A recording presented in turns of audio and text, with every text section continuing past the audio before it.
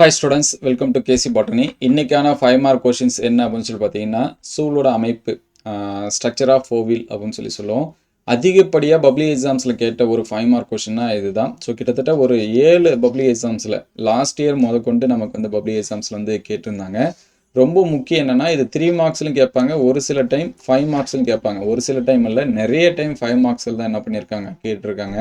Students நிறைய பேர் mistake பண்ணுவாங்க. என்னென்னா படம் வரைஞ்சிருவாங்க, பார்ட்ஸ் லேபிள் பண்ணுவாங்க, ஆனால் எக்ஸ்பிளனேஷன் வந்து கொடுக்க மாட்டாங்க.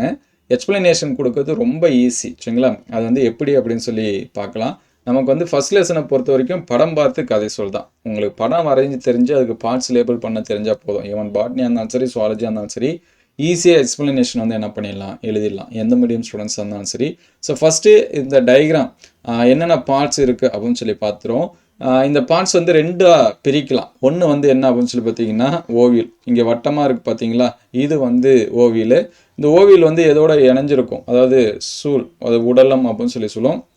இது எதோட இணைஞ்சிருக்கும் அப்படின்னா காம்போட இணைஞ்சிருக்கும். அந்த காம்புக்கு பேர் தான் சூல் காம்பு. இந்த சூல் காம்பு பார்த்தீங்கன்னா அடியில் வந்து பிளாசண்டா அப்படின்னு சொல்லி சொல்லுவோம். அதோட வந்து என்ன பண்ணியிருக்கோம் அப்படின்னா இணைஞ்சிருக்கும், சரிங்களா?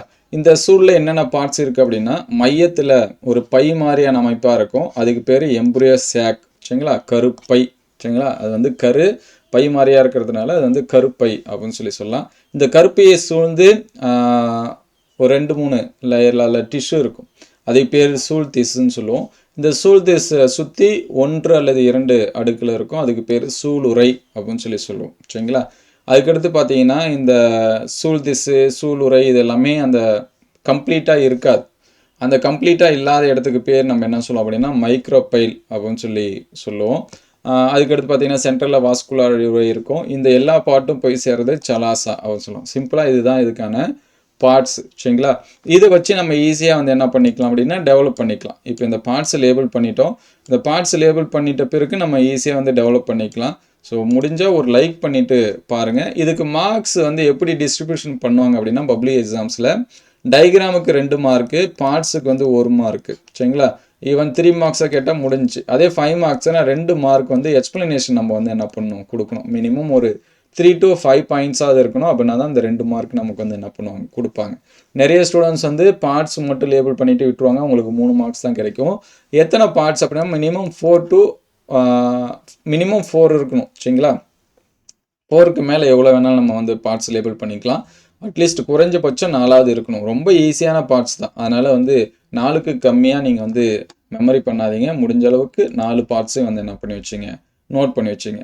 ஸோ ஃபஸ்ட்டு நம்ம புத்தகத்தில் கொஞ்சம் லென்த்தியாக இருக்கும். மினிமம் இந்த பாயிண்ட்ஸாவது நீங்கள் ஞாபகம் வச்சுட்டீங்க, அதுவே உங்களுக்கு வந்து போதும்.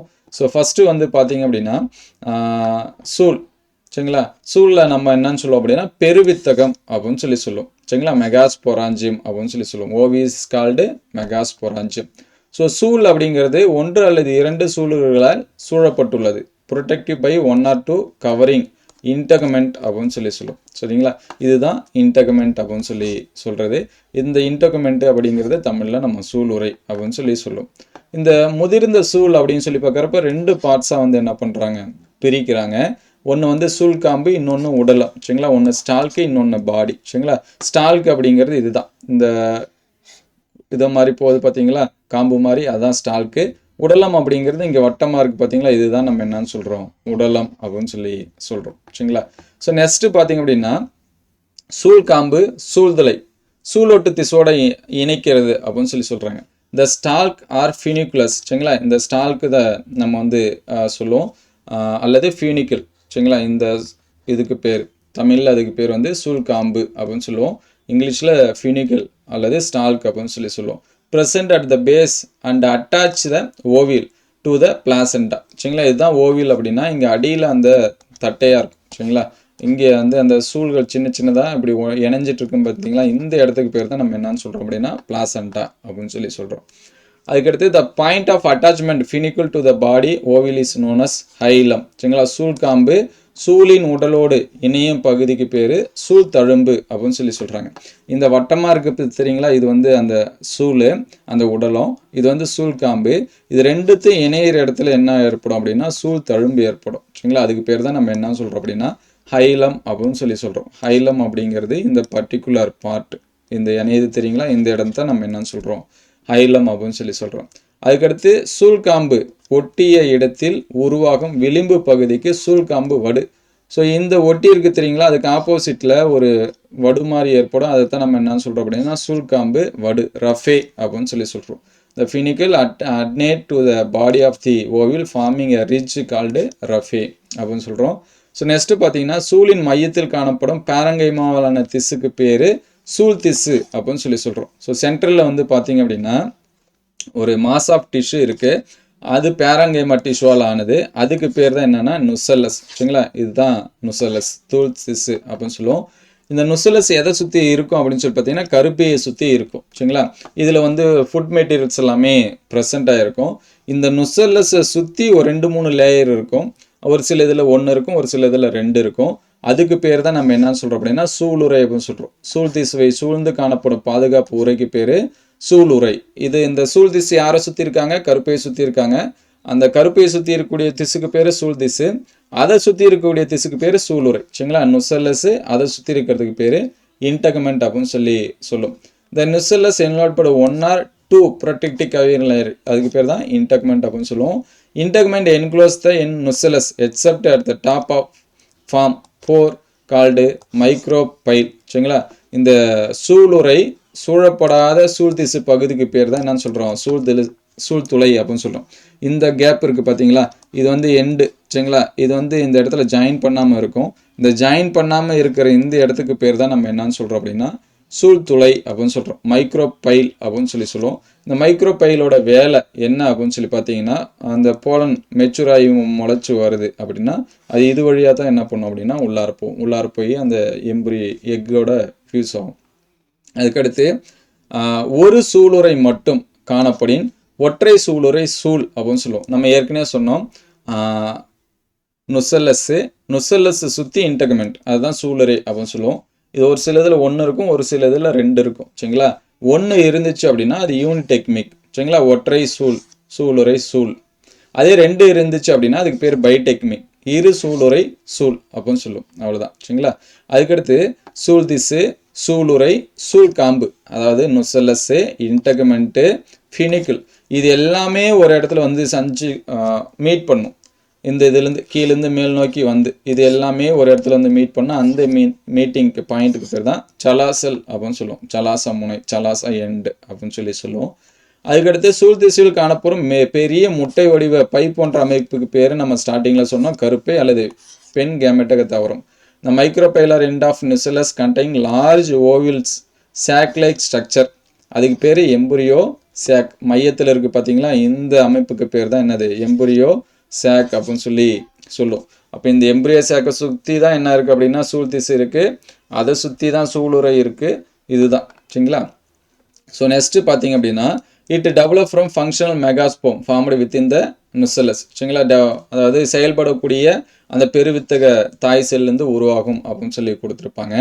அதுக்கடுத்து ஒரு சில சிற்றினங்களில் சூளுரை, இங்கே சொன்ன பார்த்தீங்களா சூளுரை, அதாவது இன்டகமெண்ட் அப்படின்னு சொன்ன பார்த்தீங்களா, இதோட உள்ளடுக்கு இப்படி நிறையா இருக்குன்னு வச்சுங்களேன். இதில் உள்ளார ஒரு அடுக்கு பார்த்தீங்க அப்படின்னா கொஞ்சம் ஸ்பெஷலாக பெர்ஃபார்ம் பண்ணும்.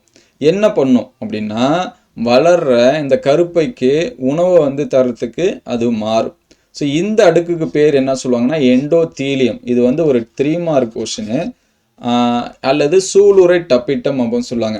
நீங்கள் வந்து டப்பிட்டத்தோட ஃபங்க்ஷன் படிச்சிருந்தீங்கன்னா தெரியும். டப்பிட்டம் வந்து உணவுப் பொருளை கொடுக்கும். யாருக்கு கொடுக்கும் அப்படின்னா மைக்ரோஸ்கோப், டெவலப்பிங் மைக்ரோஸ்போருக்கு வந்து உணவு கொடுக்கும். அதே போல் இந்த எண்டோதீலியம் வந்து வளர்கிற அந்த கருப்பைக்கு வந்து உணவு கொடுக்கும். அதனால் இதுக்கு பேர் எண்டோதீலியம் அல்லது இன்டகமெண்டரி டப்பிட்டம். ஏன் இன்டகமெண்டரி? அது ஃபார்ம் ஆகுறது இன்டகமெண்ட் தான் என்னவா ஃபார்ம் ஆகுது, ஃபுட் மெட்டீரியல் கொடுக்குறதா ஸ்பெஷலைஸ்டு ஃபங்க்ஷனாக அது செய்யுது. அதனால் அதுக்கு பேர் என்ன சொல்கிறாங்கன்னா இன்டகமெண்டரி டப்பிட்டம். எக்ஸாம்பிள் பார்த்தீங்கன்னா அஸ்ட்ரேசி கொடுத்துருப்பாங்க. ஸோ இந்த பாயிண்ட்ஸ் வந்து எழுதினாலே நமக்கு வந்து போதும். இன்னும் எக்ஸ்ட்ரா ஒரு சில பாயிண்ட்ஸ் எல்லாமே இருக்குது. சூழ் வந்து 2 வகை இருக்கும். ஒன்று வந்து மென்சூழ் திசு, இன்னொன்று தடிசூழ் திசு அப்படின்னு சொல்லி கொடுத்துருப்பாங்க. ஸோ டெனிநுசலேட்டு, கிராசிநுசலேட் அப்படின்னு சொல்லி கொடுத்துருப்பாங்க. அந்த செல் பர்ஃபார்ம் எங்கேருந்து உருவாகுதோ புறத்தோலுக்கு அடியில் அந்த ஒரு அடுக்கு செல்லாக இருந்துச்சு அப்படின்னா அது டெனிநுசலேட் சொல்லுவோம். அதே நிறைய அடுக்கு, ஒன்றுக்கு மேற்பட்ட அடுக்கில் இருந்துச்சு அப்படின்னா அது கிராசிநுசலேட். அதை தான் இங்கே வந்து நமக்கு என்ன பண்ணியிருப்பாங்கன்னா கொடுத்துருப்பாங்க. வித்துருவாக்க செல்கள் புறத்தோலுக்கு அடியில் ஒரே ஒரு அடுக்கு செல் இருந்துச்சுன்னா அதுக்கு பேர் மென்தூல் திசு. சரிங்களா? அதே வந்து நிறையா இருந்துச்சு புறத்தோல் அடியின் கீழ்ப்பகுதியில் தோன்றினால் அதுக்கு பேர் வந்து கிராஸ் இன்சுலேட் அப்படின்னு சொல்லி சொல்லுவோம். அதுக்கடுத்து எபிஸ்டே ஹைப்பர்ஸ்டே அப்படின்னு சொல்லி சொல்லுவாங்க. சரிங்களா?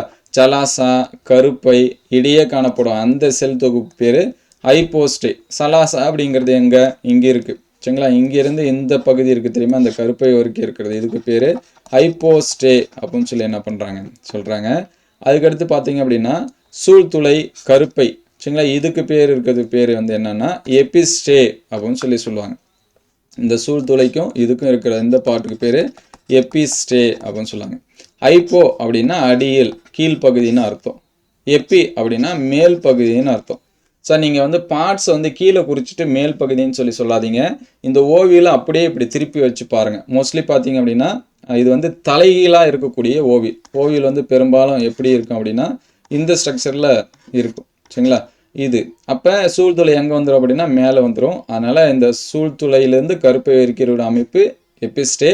இங்கே சலாசல் ரீஜன்லாம் இங்கே வந்துடும், அது வந்து ஹைப்போஸ்டே அப்படின்னு சொல்லி சொல்கிறாங்க. அப்போ சிம்பிளாக நம்ம வந்து சொல்லும்போது சென்ட்ரலில் ஒரு சேட்டலைட் ஸ்ட்ரக்சராக இருக்கும். சரிங்களா? ஈஸியாக அதிகமாக எனக்கு எதுவுமே தெரியல வந்து எல்லாமே மறந்துடுதுங்க அப்படிங்கிற ஸ்டூடெண்ட்டு சிம்பிளாக என்ன ஞாபகம் வச்சுக்கலாம், நம்ம வந்து இந்த படத்தை எல்லாமே வரைஞ்சிட்டு சூழில் என்னென்ன பார்ட்ஸ் இருக்குது, சூழில் வந்து ரெண்டு பார்ட்ஸ் இருக்குது. ஒன்று பாடி, இன்னொன்று ஸ்டால்க்கு. சரிங்களா? ஒன்று உடலம், இன்னொன்று வந்து என்ன அப்படின்னா அந்த காம்பு அப்படின்னு சொல்லி சொல்லலாம். மையத்தில் பை போன்ற அமைப்பு இருக்குது, அதுக்கு பேர் கருப்பை. ஒரு பாயிண்ட் என்ன பண்ணிடும் வந்துடும். இந்த கருப்பையை சூழ்ந்து பேரங்கைமா டிஷ்யூ இருக்குது. சரிங்களா? Surround by parenchyma tissue, it is called nucellus சூழ் திசு அப்படின்னு சொல்லி சொல்கிறோம். ஸோ இந்த சூழ் திசை சரௌண்ட் பண்ணி 1 or 2 லேயர்ஸ் இருக்குது, அதுக்கு பேர் இன்டகமெண்ட். சரிங்களா? சூழ் உரை அப்படின்னு சொல்லுவோம். அப்போ இதில் 2 இது வந்து 3 பாயிண்ட் இதிலே வந்து என்ன பண்ணுறச்சு கம்ப்ளீட் ஆகிடுச்சு. சரிங்களா? இது வந்து சிம்பிளாக. அதுக்கடுத்து சூழ் உரையில் ஸ்பெஷலைஸ்டாக அந்த ஃபுட் மெட்டீரியல் இதெல்லாமே கொடுக்கும். அதுக்கு பேர் நம்ம என்ன சொல்கிறோம் அப்படின்னா எண்டோத்தீலியம் அப்படின்னு சொல்லி சொல்கிறோம். இது வந்து 4th பாயிண்ட் வந்து என்ன பண்ணுறச்சு முடிஞ்சிருச்சு. எக்ஸாம்பிள் வந்து அஸ்ட்ரேஷ். அதுக்கப்புறம் நம்ம வந்து எப்பயுமே தெரிஞ்சது அந்த சூழ், அதுக்கடுத்து சூழ்காம்பு இணையிற பகுதிக்கு பேர் சூழ் தழும்பு அப்படின்னு சொல்லுவோம். இதனால் ஏற்படக்கூடியது சூழ்காம்பு வடு. வாஸ்குலர் இழுவை என்ன பண்ணிடுது காணப்படுகிறது. இந்த மாதிரி நம்ம வந்து என்ன பண்ணிக்கலாம் எழுதிக்கலாம். இதுவே 5-6 பாயிண்ட்டுக்கு மேலே போயிட்டே இருக்கு, நம்ம மாட்டுக்கு எழுதிட்டே இருக்கலாம். ஸோ புத்தகத்தில் நமக்கு வந்து நிறைய பாயிண்ட்ஸ் இருக்கிற மாதிரி கொடுத்துருப்பாங்க. நீங்கள் இந்த மாதிரி என்ன பண்ணி வச்சுங்க அப்படின்னா பிரித்து வச்சுங்க. மோஸ்ட்லி இந்த டயக்ராம் வச்சு படிச்சிங்க அப்படின்னா உங்களுக்கு ரொம்பவே என்ன இருக்கும் அப்படின்னா ஈஸியாக இருக்கும். ஸோ அட்லீஸ்ட் நம்ம சொன்ன பாயிண்ட்டாவது என்ன பண்ணி வச்சுங்க மார்க் பண்ணி வச்சுங்க. இது எழுதினாலே போதும், உங்களுக்கு வந்து ஃபுல் மார்க்ஸ் வந்து கொடுத்துருவாங்க. உங்களுக்கு ஏதாவது டவுட் இருந்துச்சு, வேறு ஏதாச்சும் 5 மார்க் கொஷின்ஸ் வந்து புரியல அப்படின்னா கமெண்ட் பண்ணுங்கள். அடுத்தடுத்த வீடியோவில் அப்டேட் பண்ணுவோம். நம்ம கொடுக்குற எக்ஸ்ப்ளனேஷன் ஸ்பீடாக இருக்கா அல்லது வந்து புரியாத மாதிரி இருக்கா அப்படிங்கிறத கமெண்ட் பண்ணுங்கள். அடுத்த வீடியோவில் நம்ம அப்டேட் பண்ணுறதுக்கு ஹெல்ப்ஃபுல்லாக இருக்கும். ஸோ மறக்காமல் ஒரு லைக் பண்ணிடுங்க. என்ன டவுட்டாக இருந்தாலும் கமெண்ட் பண்ணுங்கள்.